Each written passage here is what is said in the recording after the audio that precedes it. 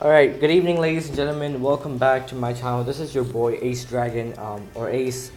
So today we're going to be doing a small guide video on how to build characters for GQ, and this is especially targeting the segment for how to reach 170k to 173k and how to stabilize in that. So we're first going to talk about how to reach 165k, and then we're soon going to move on to the 170k zone. So I personally feel that getting to 165k was a huge challenge for me, and then getting to the 170k was like a curve. Like a friend of mine always told me that once you start hitting the curve, you just start to increase in a really good manner, and then your GQ scores go from like 165k all the way to 175k, and that's how the curve works. So I'm going to talk about how to reach that base 165k on all GQs. So the first thing is, I used to be using this sort of a build, and forget the link slots on my soy phone. At that time I didn't have any link slots. She was 000, she was 1 out of 5 special, and I used to be using a Yuki, a Pill, and a Shiten. I think that's how you pronounce it. But so I used to be using a Shiten because I needed the extra SP, and I was prioritizing SP in my build, and I used to be only using strong attacks, and I think that's a flaw on my end because my device lags a lot. And I used to be using the Yuki because I wasn't aware that focus was so important, and I'll get to that later in this video. So reaching 165k is pretty easy if you think about maxing out only SP accessories. So the builds I used to be using to reach just the 160k were all Sarlings. And then soon I got information about how important Senkaizen was, and I started to introduce Senkaizen into all of my builds. And that really boosted my score all the way to the 165 category. And then I slowly started to learn how to vortex in the right areas and stuff. So let me just show you guys how I built my vortex character. And 1 second guys. Alright, so this is how I built my vortex character. So for vortexing, I just removed Jushiro. So there's another Starlink right there next to movie Ichigo, and there's also past rows. So I run one level 1 4-star Pupple and one level 1 4-star Chappie. And the reason why I'm doing so is I don't want any SP or any focus on my Ichigo. I want to do as less damage as possible so we can rack up a good combo. And then I'm using Sarlinks because I have to vortex 2 times per GQ, so I get the 999 plus combo, or the 1000 combo. So TT Ichigo is a really good vortex unit, and I think you guys must have him if you guys want to progress in GQ. But other good vortexers are Speed Retsu, as well as Tech Rangiku, and those two are also really good units for vortexing.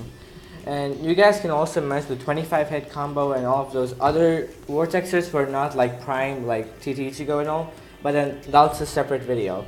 And so this is my thing built for reaching 165k. So reaching 165k was a challenge for me because my accessories were really bad, my rerolls were awful, and they still are, but then I somehow managed to improve my units, and I'm going to tell you how now.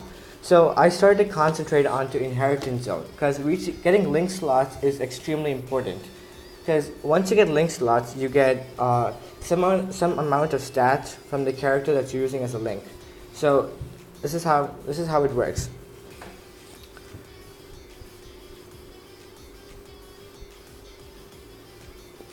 All right.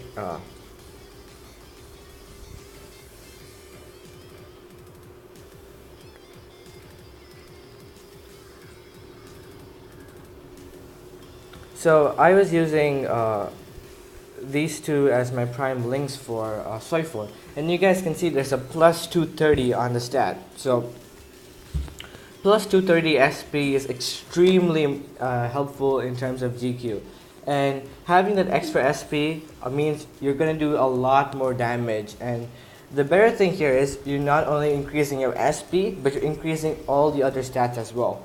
and you're also increasing your attack, your stamina, and your defense. And in GQ, the two most important things are SP and focus. But there's also the another important factor, which is attack.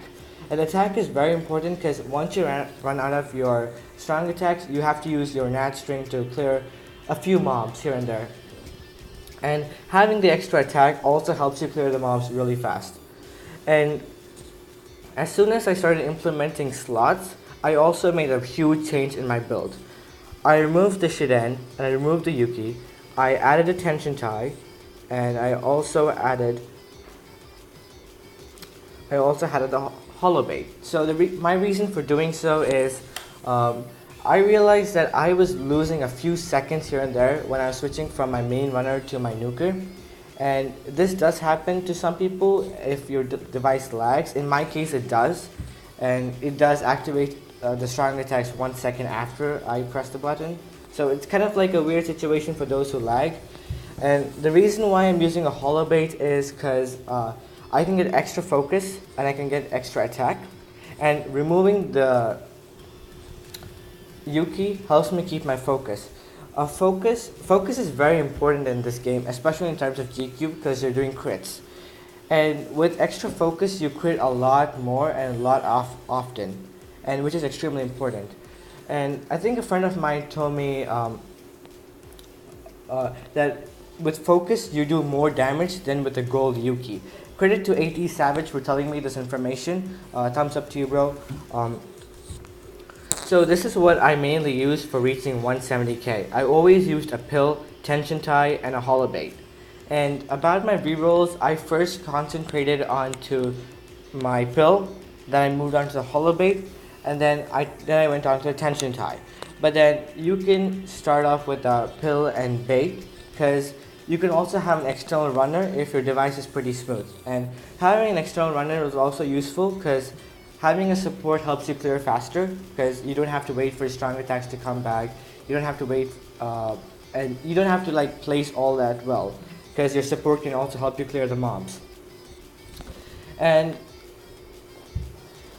so that's basically how I reached my 170k zone. And after that, I really practiced my placements. So the thing which I do a lot is before I go for a GQ run or anything, I test the range of my units in raids which are specific to the units. So